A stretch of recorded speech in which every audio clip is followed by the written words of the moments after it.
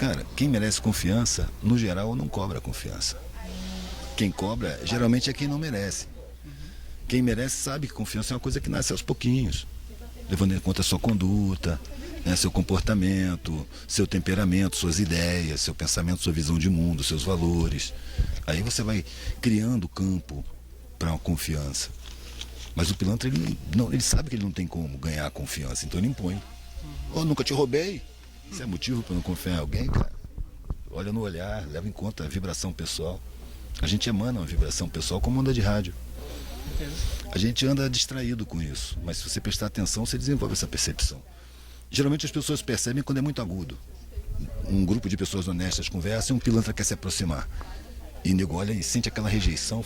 Meu santo não foi com o santo desse cara. É a energia do cara que não está sintonizando com a energia das pessoas. Só que é a frequência vibracional dele. Todo mundo emana essa frequência. Ali nesse caso você sente que a defasagem é enorme.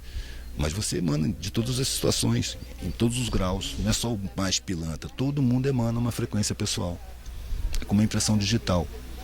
Eu chamo que é a vibração da alma. E isso até o ateu pode entender. Porque a alma para mim são os sentimentos, as emoções, os pensamentos, a visão de mundo, os desejos, os objetivos de vida, o temperamento, o caráter. Essas coisas abstratas do ser humano. Isso forma a alma da pessoa. Independente se ela sobrevive à morte ou não.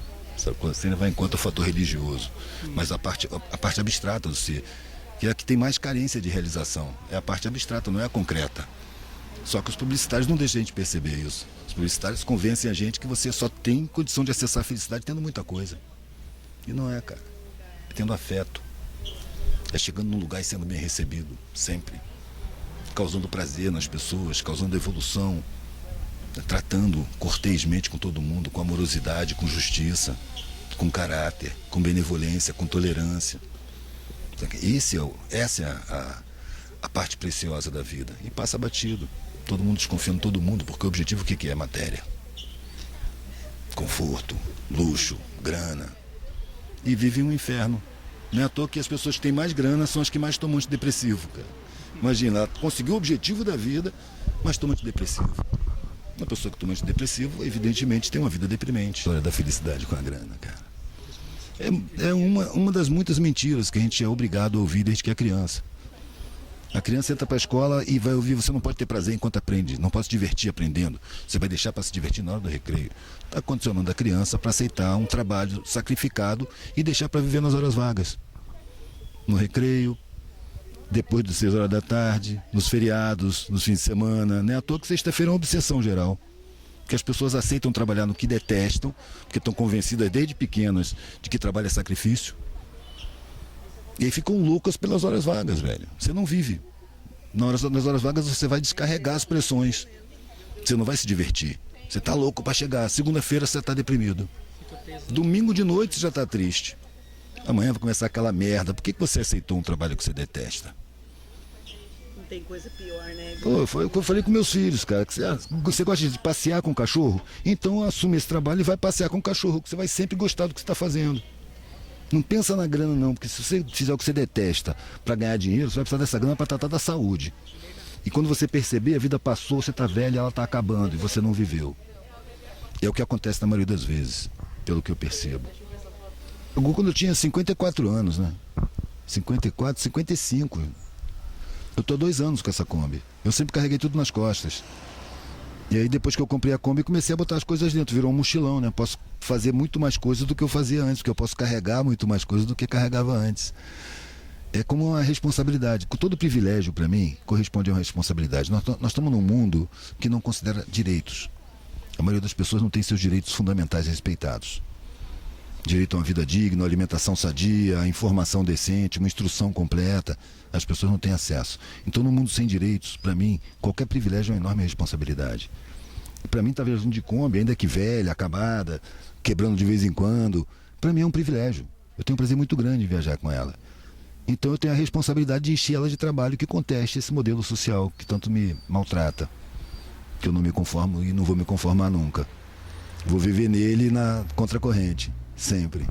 Mas carrego bastante coisa. Espero carregar mais coisa daqui a um tempinho. Você vê, tem até um cachorro grande aí dentro.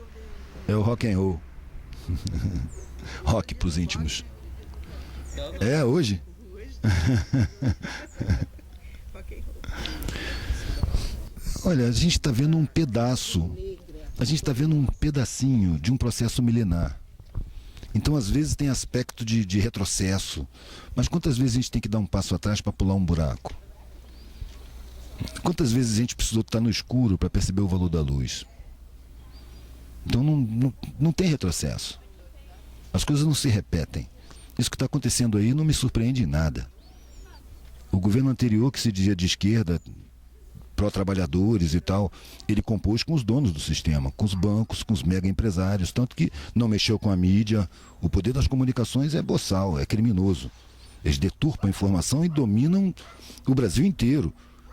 A coisa foi armada de tal maneira que hoje você vê um cara miserável morando num barraco, ele não tem o que comer, mas ele tem uma televisão ligada. Isso é um processo de controle mental.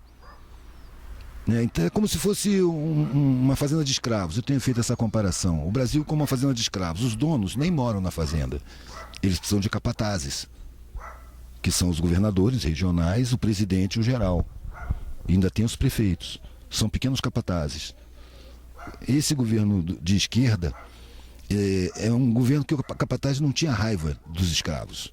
Pelo contrário, até simpatizava, desde que fizessem o serviço.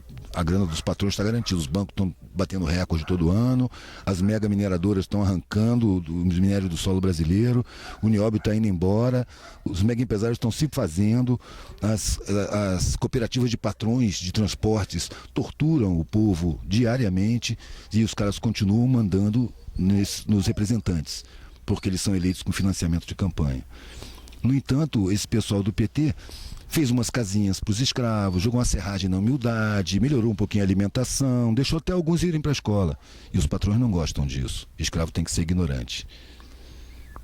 Na verdade, eles estavam precisando de um capataz camarada, porque os movimentos entre os escravos, os movimentos sociais, estavam muito efervescentes.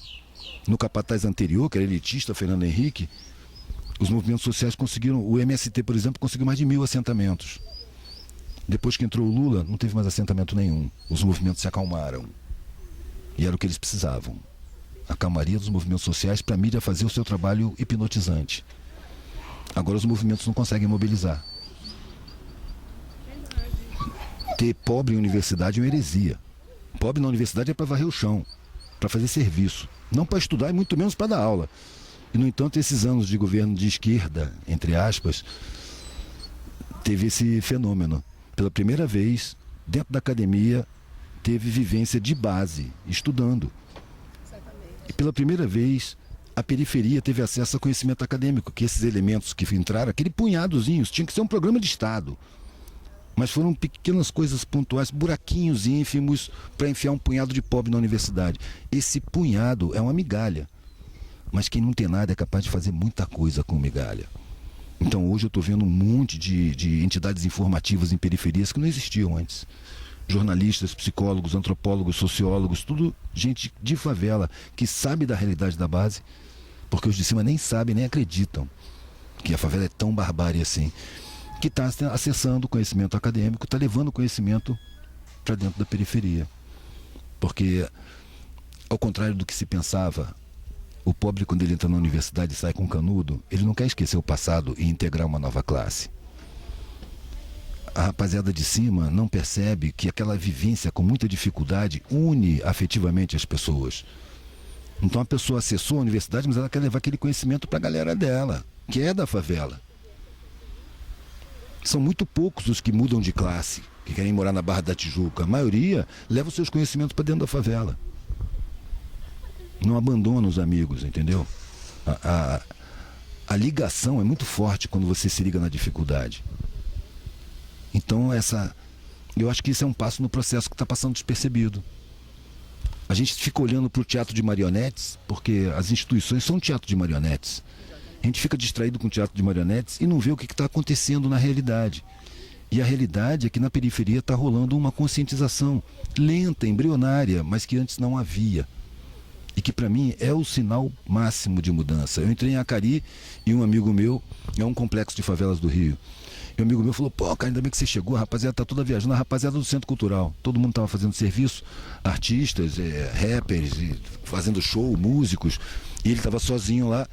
Falou, pô, cara, não tem ninguém para conversar, só tem gente alienada, muita alienação dentro da favela. Aí eu lembrei a ele, velho, ó, poucos anos atrás eu entrava na favela, não tinha ninguém reclamando de alienação. Hoje em qualquer lugar eu encontro gente dentro de favela reclamando da alienação. Poucas pessoas, mas antes era nenhuma. O processo tem o seu ritmo. O processo de mutação tem seu ritmo. O mundo não começou a mudar hoje. O mundo começou a mudar 4 bilhões de anos atrás, quando era uma bola de lava incandescente. Se você pegar esses 4 bilhões de anos e transformar em 24 horas, a humanidade apareceu nos últimos segundos. E dentro desses últimos segundos, quantas mutações sociais já houveram? O tempo não parou e nem vai parar. Quem diz que as coisas não vão mudar são os usufrutuários da situação de agora. É um punhado de mega empresário. Claro que eles têm capacidade de persuasão suficiente, que eles compram as melhores cabeças das melhores universidades, publicitários, psicólogos do inconsciente, marqueteiros, antropólogos, sociólogos, exatamente para trabalhar nos laboratórios de pensamento, para implantar a mentalidade através da mídia. Bem lúcida a sua colocação. Eu acho que é só olhar em volta. As pessoas repetindo os mesmos valores, se comparando pelo aspecto. Mas com certeza estamos passando por um processo que vai desencadear em alguma coisa. E que não começou agora e que não vai parar.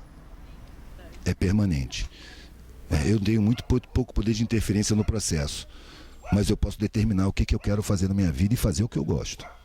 Ao contrário do que me disse a sociedade. Sacrifica o teu presente em nome do teu futuro. Não, meu futuro é a morte. Não vou sacrificar presente nenhum. Se eu tiver que sacrificar alguma coisa, vai ser o corpo, não vai ser a alma. Que é como se me dissessem isso lá no começo da vida, né? Você vai ter que se sacrificar de alguma forma, ou no corpo ou na alma. Se você quiser ter garantias sociais, respeito, consideração e tudo mais, você vai ter que sacrificar sua alma. Se quiser satisfazer sua alma, você vai perder o respeito social, você vai ser perseguido, você vai ser discriminado, vão dizer que você está doido, você ainda vai ser perseguido. Quer dizer, a tortura da alma. Agora, o que eu tenho? Eu tenho o corpo e tenho a alma. Eu tenho a impressão que a alma dura mais do que o corpo. Então eu vou sacrificar o corpo, porque a alma vai seguir comigo, né? Sou eu.